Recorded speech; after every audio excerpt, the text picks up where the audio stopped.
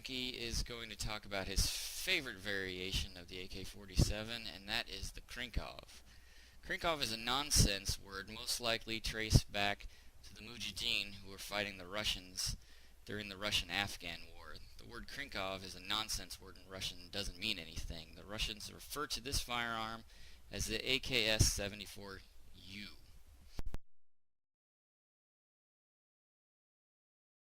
So before you ask, no, the Krinkov at the beginning of this video is not mine. That is a friend of mine, and one of the advantages of having a friend that has a Class 2 SOT. This here is my Krinkov. As you can see, the stock is folded. The folding stock mechanism just has a simple latch that you just pull out right here, and the stock folds out. Quite a simple system. And here is the full size of the Krinkov with the stock unfolded.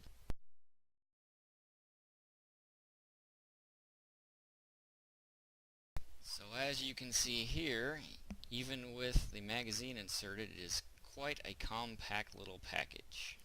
The Krinkov uses a slightly different AK bladed notch sighting system. This one here is for 0 to 300 meters. This one here is between 400 and 500 meters in range. Let's take a look at the folding stock mechanism from the other side of the receiver. What you see here at the back of the receiver is the folding stock release mechanism. That's how you're going to fold your stock. What you're going to do is you're going to push on it with some pressure, and it's going to spring out, as you can see here. Then you're just going to fold it down, and you'll see it snap into the locking piece, and that is a folded Krinkov. Here's a quick size comparison of the Krinkov and my AMD65, which will be the subject of a future video. Here's a size comparison to a full-size AK-47, in this case a Chinese Mac 90. Here's with the stock folded, and here is with the stock unfolded. With its 8-inch barrel, the Krinkov makes a nice tight little package, one that shoulders quite well and is extremely handy, and it's no wonder that it's one of my favorite firearms to shoot. So the question is, what modifications have I done to this handy little subcompact weapon? Well, I've only really needed to do a couple of things. On the front end here, in place of regular wooden handguards, I have added a set of polymer ribbed handguards. While we're here, let's take a quick look and note that the Krink has an expansion chamber in the front. This is to help with the reliability of such a short-barreled weapon. An ergonomic pistol grip rounds out the mods to my gun. Something I have not done but would be very handy is to add a Stormworks rail. This rail would allow you to mount a red dot sight onto the Krinkov. This would be a very handy addition. Let's take a quick look at what ammunition this thing shoots. Here's a couple of different types of ammo that I have laying around the house, and let's take a look at them in comparison.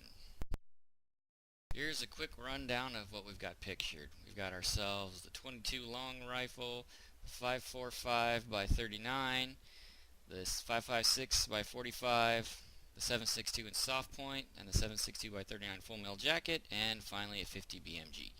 Well, you know, everybody needs ammunition, or it's just an expensive club. So what kind of ammunition does this Krinkov shoot? It shoots the 5.45x39mm round. This round shoots a 53 grain bullet at a speed of around 2,400 feet per second, and that's going to net you roughly 678 foot-pounds of force. Well, that's all nice and shiny, but you can say, WTF does that actually mean anyway? Well, in order to do that, let's go over how this thing is made. Here's a cutaway version of the bullet, and we're going to talk about the Russian N76 round. Very cheap round, readily available. Let's dissect this thing. At the front of this bullet is an air pocket of empty space. This air pocket tends to deform upon impact. Behind that is a small amount of lead, but what takes up the most space inside of this bullet is a steel core. This is a mild steel core, not a hardened steel core penetrator that tends to make all the liberals go crazy and have nightmares in the middle of the night. So don't worry, there's no need to hide your children. What you do get is the wound channel depicted at the top of this picture.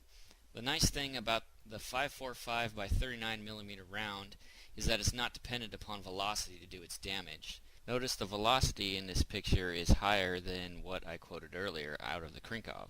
The steel core located at the base of the bullet makes the bullet's center of gravity shift to the rear, and upon impact it will tumble. So it is not hindered by the short barrel and therefore lower velocity of the Krinkov versus a velocity of full-sized AK-74 in this picture. Well, that is all I have for this video.